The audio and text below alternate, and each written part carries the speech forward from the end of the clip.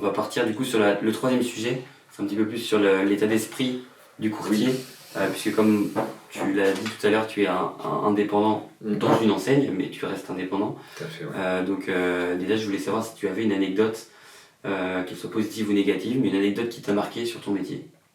Oui, alors il y en a plusieurs. Après, c'est vrai que de manière assez générale, on a en fait un métier où on est un peu comme agent immobilier d'une certaine manière, parce que on a un métier où on va finalement réaliser ou non les rêves du coup d'un couple ou d'une personne, à savoir l'acquisition de son bien immobilier. C'est pas rien, parce qu'un crédit immobilier, c'est 20-25 ans en moyenne. Moi, ce qui m'a toujours surpris, au début du moins, c'est la notion du merci. En fait, accessoirement, on dit merci quand on reçoit quelque chose. Formule de politesse, en fait, assez classique. Et on sent que les acquéreurs, à la fin, finalement, de leur process d'achat, on remercie, mais on sent qu'il y a un engouement particulier, puisque voilà, vous avez été une des parties prenantes, en fait, de la réalisation de leurs rêves et de leurs projets. Donc ça, moi, personnellement, c'est ce qui m'a le plus marqué, pour le coup. Et je vais même aller encore plus loin. Les dossiers qui sont un petit peu plus délicats, alors c'est les meilleurs, ceux-là, parce que voilà, tu dois argumenter sur certains points, tu te bats pour des dossiers, des fois, qui rentrent peut-être pas dans les clous, mais tu vas estimer que aujourd'hui, c'est un dossier qui se défend, t'y vas, et quand tu le sors, t'es content. Et les clients, ils te sont doublement reconnaissants, parce que ils savent pertinemment que voilà, leur dossier était en délicatesse et que c'était compliqué. Et il y a même pire, des fois, entre guillemets, ils ont eu un refus de leur propre banque, ils ont fait des démarches par eux-mêmes. Et j'ai eu un dossier là, il y a quelques mois, où j'ai réussi à le sortir, malgré que le client ait eu des refus à son niveau, en fait, en allant démarcher des organismes bancaires. Donc j'ai réussi à trouver une solution pour sortir son dossier. Donc ça, c'est génial. Mais l'apothéose, pour moi, c'est vraiment le dossier qui est plus délicat et tu le fais passer. Là, pour moi, c'est vraiment la quintessence même du courtage. Ouais, clairement. Ok, super. Comment tu es arrivé du coup à ce métier-là ? Ouais, je vais te le dire. En fait, moi, j'avais fait un BTS. À l'époque, c'était assistant de direction dans le Finistère. Et puis après, je me suis retrouvé à Nantes assez rapidement à la fin de mon cursus scolaire, parce que j'avais fait DUT, donc du coup technico-commercial dans la foulée. J'ai travaillé dans l'assurance de prêt pendant près de 8 ans, donc pour un gros groupe. Et je me lassais un petit peu, clairement. Je voulais voir autre chose. Donc j'ai repris mes études en e-learning. En parallèle, du coup, j'ai repris une licence. Donc banque, finance et fiscalité. Et du coup, à l'obtention de mon diplôme, moi, je suis parti dans le regroupement de crédit. À Nantes, donc en tant que salarié pendant 1 an, et j'ai pris goût, je trouvais ça sympa. Et finalement, après, je me disais, au bout de 7-8 mois, j'avais déjà envie de me mettre à mon compte. Okay. Alors ça s'explique pas forcément. Je pense qu'il y a un tout. Je voulais vraiment pouvoir ne pas être bridé, voilà. Pouvoir mettre en place en fait de nouvelles idées, tout simplement, mettre en place des choses, parce que des fois quand t'es dans une structure et que t'es salarié, t'as pas cette liberté en fait d'entreprendre et de développer comme tu souhaiterais, parce qu'on pourrait très bien te dire non mais ça marchera pas, ou ça c'est pas la peine d'y penser, etc.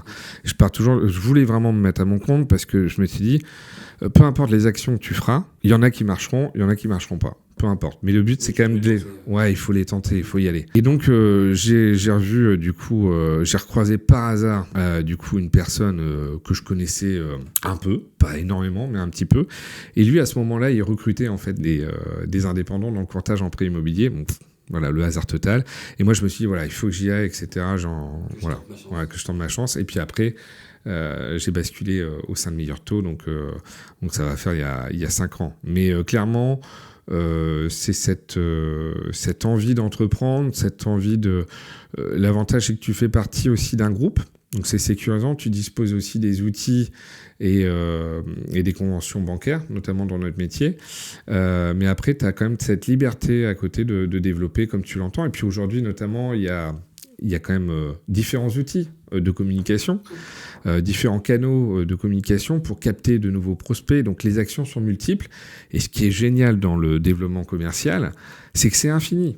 Donc la personne qui va te dire aujourd'hui, là c'est dur, c'est compliqué. Oui, c'est vrai, ça peut être dur et compliqué. Et alors, on s'en moque, on y va quand même, on avance et on y arrive toujours. Ça, c'est clair.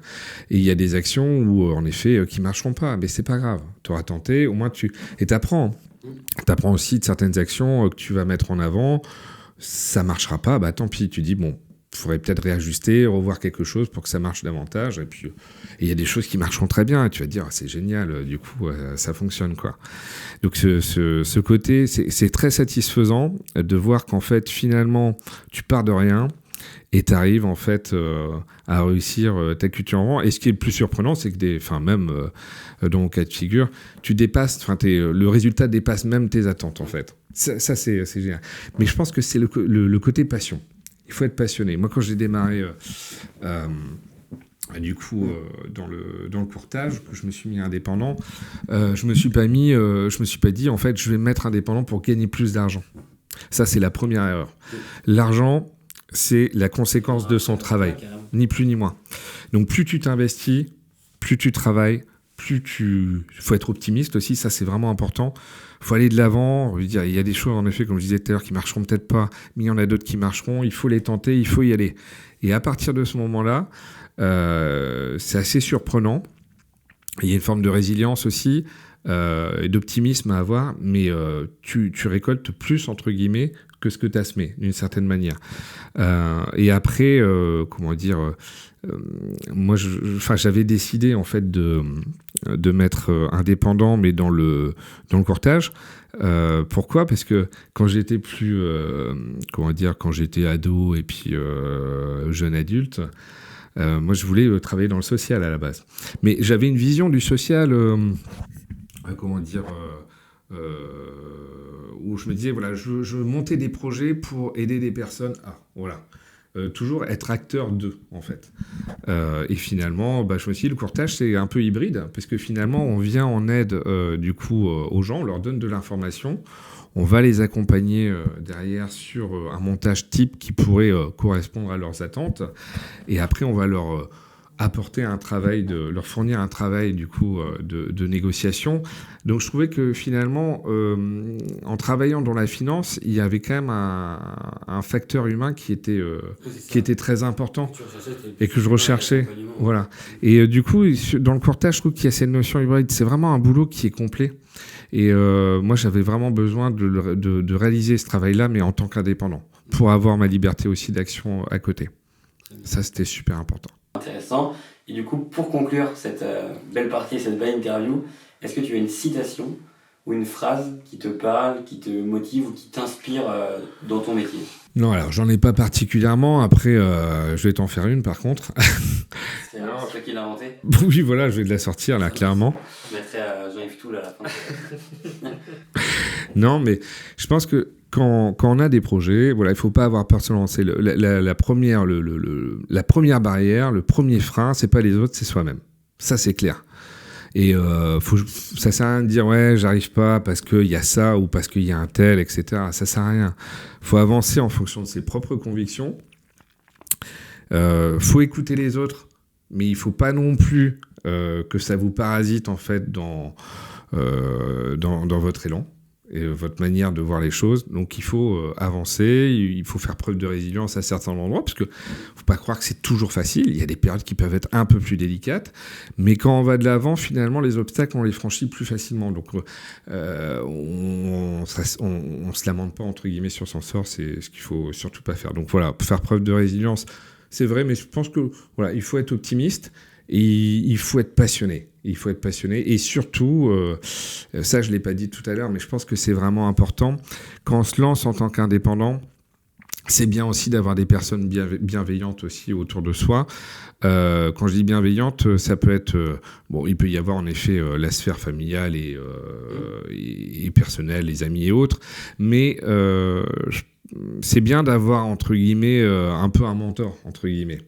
Quand vous vous lancez, une personne qui va vous apprendre un peu le métier, qui va vous prendre du temps pour répondre à vos questions. Moi, je sais, quand j'ai démarré, je suis désolé, hein, tu m'avais dit une citation, tu as vu, là, je bifurque, mais parce que c'est important.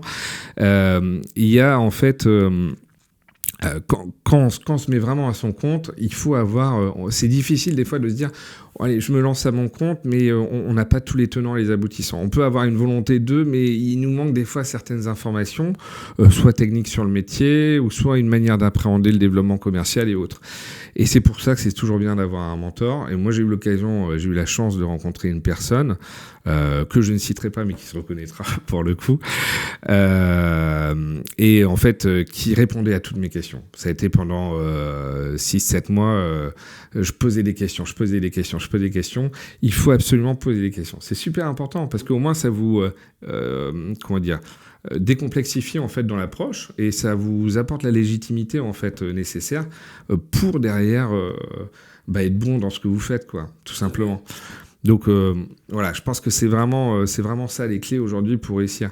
Et c'est vrai que la notion d'humain, elle est vraiment très très importante, quoi. Donc faut avoir vraiment des personnes des fois bienveillantes qui vous accompagnent, qui sont là pour vous former. Parce que c'est pas toujours évident en fait de se dire tiens, demain je vais me mettre à mon compte, je veux être courtier. Ok, mais il faut un référent, quoi. Enfin, il faut vraiment une personne qui soit là pour vous accompagner, pour vos premiers pas, et ensuite vous voulez de vos propres ailes, et puis vous développer comme vous l'entendez. Mais ça, cette phase-là, pour moi, de formation, elle est essentielle. Okay. Essentielle. Très bien. Je pense qu'on va terminer. C'était très, très bien développé, très, très belle fin et très inspirant. En tout cas, je te remercie. Je sais pas si tu as quelque chose à rajouter. C'était super sympa. Merci en tout cas Lucas, c'était vraiment, j'ai apprécié ta démarche et puis c'est vrai que c'est bien de pouvoir en discuter assez librement, sans filtre, donc j'apprécie beaucoup.